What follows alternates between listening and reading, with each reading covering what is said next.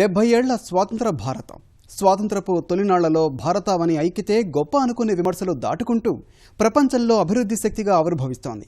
భిన్నత్వంలో ఏకత్వమే బలంగా ఎదుగుతూ ప్రపంచానికే స్ఫూర్తిగా నిలిచింది. సంస్కరణల పథంలో అన్ని రంగాల్లోనూ అద్వితీయమైన ప్రగతితో మూడో ప్రపంచ ఆర్థిక వ్యవస్థగా విరాజిల్లే స్థాయికి ఎదిగింది. ఇప్పటి వరకు దేశం ఆ ప్రగతి ప్రస్థానమే నవభారత నిర్మాణానికి పునాదులు వేసింది. ఇక ముందు జరిగే భారత అభివృద్ధి ప్రయాణం మరింత కీలకం. ఆ దిశగా ప్రణాళికలు ఎలా ఉన్నాయి అంటే, 2 ఏళ్లుగా ఎన్డీఏ సర్కారు అమలు చేస్తున్న సంస్కరణలతో ఆర్థిక మాన్యంలో భారత్ ఆశాదీపంగా మారింది. అంతర్జాతీయ సంస్థల ప్రశంసలు అందుకుంటోంది. మరి భారత్ను అగ్రగామిగా చేర్చేందుకు మోదీ సర్కారు భవిష్యత్ ప్రణాళికలు ఏంటి? ప్రగతి ఫలాలు ప్రతి ఒక్కరికి చెంతకు చేర్చేందుకు ఎలాంటి వ్యూహం అమలు చేయనుంది? ఎర్రకోట సాక్షిగా సమగ్ర అభివృద్ధికి ఆ బహుముఖ ప్రణాళికలను దేశ ప్రజల ముందు ఉంచారు ప్రధానమంత్రి మోదీ.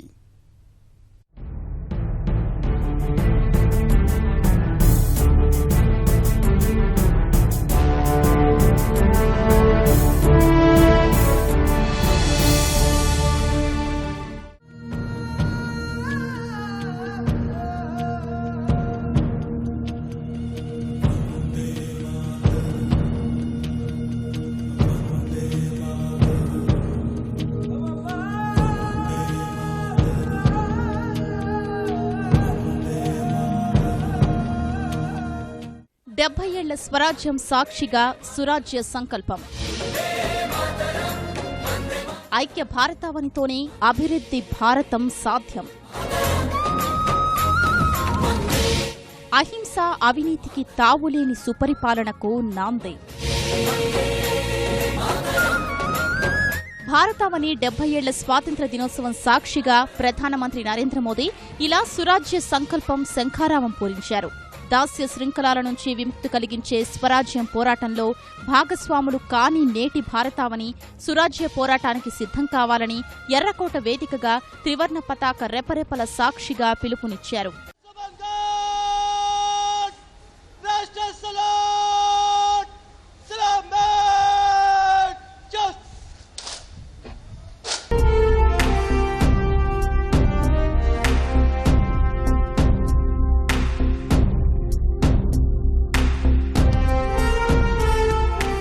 स्वराज्य को सुराज्य में बदलना ये 125 करोड़ देशवासियों का संकल्प है। 125 करोड़ देशवासियों के सुराज्य के संकल्प को आगे बढ़ाने के लिए अपनी अपनी विशेष जिम्मेवारियों की ओर प्रतिबद्धता से आगे बढ़ना होगा। पंचायत हो या पार्लियामेंट हो, ग्राम प्रधान हो या प्रधानमंत्री हो, हर किसी को, हर डेमोक्रेटिक इंस्टीट्यूशन को सुराज्य की ओर आगे बढ़ने के लिए अपनी जिम्मेवारियों को निभाना होगा, अपनी जिम्मेवारियों को परिपूर्ण करना होगा और तब जाकर के भारत सुराज्य के सपने को पाने में और अधिक देर नहीं करेगा. వరుసగా మూడోసారి బుల్లెట్ ప్రూఫ్ అద్దం రక్షణ లేకుండా ఎర్రకోట నుంచి ప్రసంగించిన మోదీ అభివృద్ధి భారత నిర్మాణం కోసం కేంద్రం అనుసరిస్తున్న విధానాలు, ప్రగతి ప్రణాళికలు ప్రజల ముందుంచారు. సమ్మిళితాభివృద్ధే లక్ష్యంగా పాలనా ప్రణాళికలు కొనసాగిస్తున్నట్లు తేల్చి చెప్పారు. బాధ్యత, జవాబుదారీతనం పునాదులుగా సురాజ్య స్థాపన దిశగా అనేక చర్యలు చేపట్టినట్లు వివరించారు. సురాజ్య సంకల్పం తీసుకోవడానికి నేపథ్యాన్ని వివరించారు ప్రధాని మోదీ. ఇప్పటి వరకు ఉన్న ప్రభుత్వాలు పేరు కోసం ఖజానా ఖాళీ చేసే సంప్రదాయం కొనసాగిందని, తమ విధానం అది కాదని స్పష్టం చేశారు. తమకు పేరు రాకపోయినా దేశ ప్రగతి పథంలో వెళ్లాలనేదే లక్ష్యమని తేల్చి చెప్పారు. అందుకే ఎలాంటి భేషజాలు లేకుండా గత ప్రభుత్వాల పథకాలు కొనసాగిస్తున్నట్లు స్పష్టం చేశారు. పాత ప్రభుత్వాల పథకాలనే నడిపిస్తున్నారనే విమర్శల్ని తిప్పికొట్టారు. పథకాల అమలులో జాప్యాన్ని నేరపూరిత నిర్లక్ష్యంగా అభివర్ణించిన మోదీ ప్రతి రూపాయి సద్వినియోగం చేసేలా అసంపూర్తిగా ఉన్న 2 ఏళ్లలో 18 ప్రాజెక్టులు పూర్తి చేస్తున్నామని వివరించారు. రీఫార్మ్, పర్ఫార్మ్, ట్రాన్స్ఫార్మ్ అనే త్రిసూత్రాలతో ముందుకు వెడుతున్నామని వివరించారు.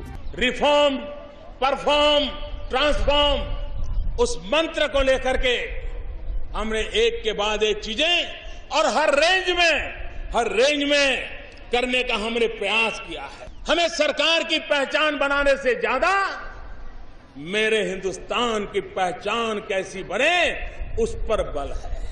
సంకల్పముంటే అసాధ్యాల్ని సుసాధ్యం చేయవచ్చని 2 ఏళ్లలోనే చేసి చూపించామన్న మోదీ జన్ధన్ యోజన, మరుగుదొడ్ల నిర్మాణంలో సరికొత్త చరిత్ర సృష్టించామని వివరించారు. రహదారుల నిర్మాణం, విద్యుత్ కల్పన సౌకర్యంలో ప్రభుత్వ ప్రగతిని దేశ ప్రజల ముందుంచారు. విద్యుత్ ఆదా సంస్కరణలో భాగంగా దేశవ్యాప్తంగా 77 కోట్ల ఎల్ఈడీ దీపాలు ఏర్పాటు చేయాలనేది లక్ష్యమని, ఇందులో భాగంగానే 350 రూపాయలున్న ఆ బల్బుని 50 రూపాయలకే అందేలా చేశామని గుర్తు చేశారు. గత స్వాతంత్ర్య దినోత్సవ వేడుకల సాక్షిగా పల్లె పల్లెకు విద్యుత్ వాగ్దానాన్ని ప్రస్తావిస్తూ 70 ఏళ్లుగా అంధకారంలో అలమటించిన గ్రామాల్లో ఇప్పుడు వెలుగులు నిండాయని ఉదాహరణలతో వివరించారు. दिल्ली से 3 घंटे की दूरी पर हाथरस इलाके में एक गांव नगला फटेला, ये नगला फटेला 3 घंटे लगते हैं पहुंचने में, 3 घंटे, लेकिन बिजली को पहुंचने में 70 साल लग गए मेरे भाइयों बहनों, 70 साल। हमने उन कामों पर हम किस कार्य संस्कृति से काम कर रहे हैं इसका मैं परिचय करवा रहा हूं. ఈ సందర్భంగా ఎన్డీఏ సర్కార్ కార్పొరేట్ ప్రభుత్వం అనే విమర్శల్ని తిప్పికొట్టే ప్రయత్నం చేశారు ప్రధాని మోదీ. వ్యవసాయ సంక్షేమం కోసం ప్రభుత్వం అమలు చేస్తున్న పథకాల్ని ఒక్కొక్కటిగా వివరించారు. 2020 నాటికి రైతుల ఆదాయం రెట్టింపు చేయడమే లక్ష్యంగా అడుగులు వేస్తున్నట్లు పునరుద్ఘాటించారు. किसान को जमीन से लेकर के उत्पादित चीजों तक उसकी रक्षा करना, पहली बार कम से कम प्रीमियम से अधिक से अधिक और वो भी गारंटी के साथ फसल बीमा योजना देने का काम हमने किया है.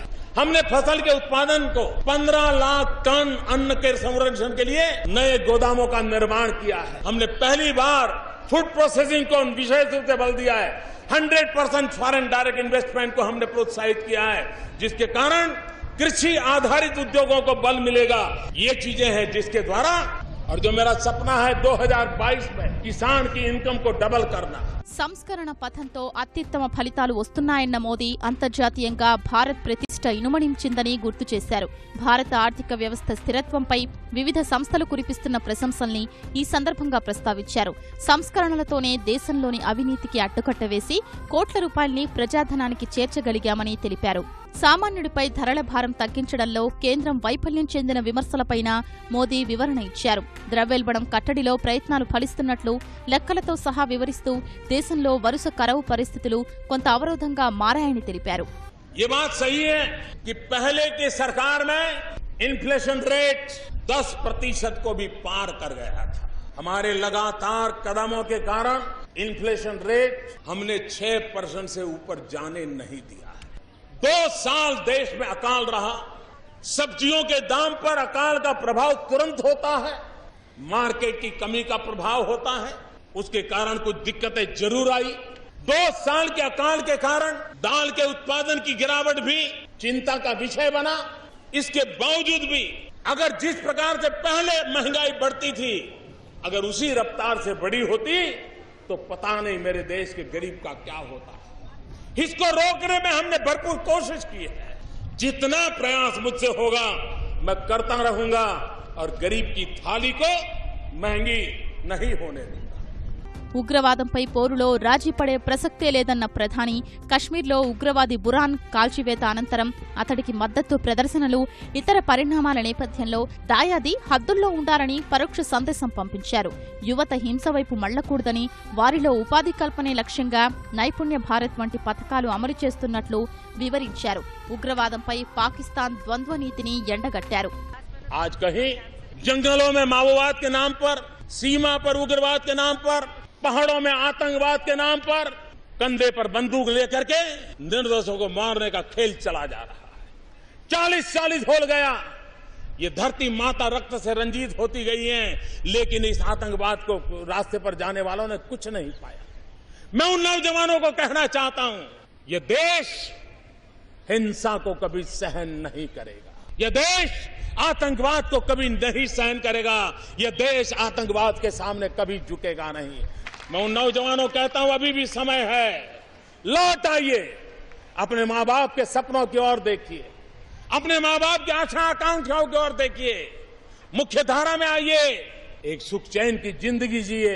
हिंसा का रास्ता कभी किसी का भला नहीं करता है. ఇదే సమయంలో ఐక్య భారత్ శ్రేష్ఠ భారత్ అనే స్పష్టమైన సందేశాన్నిచ్చిన ప్రధాని మోదీ తీరు మార్చుకోవాల్సిన తరుణం ఆసన్నమైందన్నారు. దళితులపై దాడుల్ని తీవ్రంగా ఖండిస్తూ వస్తున్న మోదీ సామాజిక ఐక్యతను కాపాడాల్సిన అవసరముందని స్పష్టం చేశారు. విచ్ఛిన్నకర రాజకీయాలకు చెల్లుచీటి పాడాలని పిలుపునిచ్చారు. जाति के कारणों की वजह से किसी का भी अनादर मत करो, हर किसी का सम्मान करो। जो बात गांधी ने कही, जो बात आम्बेडकर ने कही, जो बात रामानुजाचार्य ने कही, जो भगवान बुद्ध ने कही, जो हमारे शास्त्रों ने कही, जो हमारे सभी आचार्य महंतों गुरुओं ने शिक्षकों ने कही, वो है हमारे सामाजिक एकता। समाज अगर टूटता है, साम्राज्य बिखरता है, ऊंच नीच में बढ़ जाता है, स्पृश्य अस्पृश्य में बच जाता है, तो भाइयों बहनों वो समाज कभी टिक नहीं सकता है। सरकारों ने, समाज ने मिलकर के समाज में जो टकराव की स्थितियां पैदा होती है उसमें से हमने निकलना होगा। ఇలా ఎర్రకోట సాక్షిగా ప్రభుత్వ అభివృద్ధి నమూనా ఆవిష్కరిస్తూనే విమర్శలకు స్పష్టమైన సమాధానం చెప్పారు ప్రధాని మోదీ. కొన్ని వర్గాలపై జరుగుతున్న దాడులపై మౌనంగా ఉంటున్నారన్న విమర్శల్ని మరో మాట లేకుండా తిప్పికొట్టారు. అన్ని వర్గాల సంక్షేమమే ధ్యేయమని స్పష్టం చేస్తూ బహుముఖ అభివృద్ధి లక్ష్యాన్ని భారతావని ముందుంచారు ప్రధాని మోదీ. भारत माता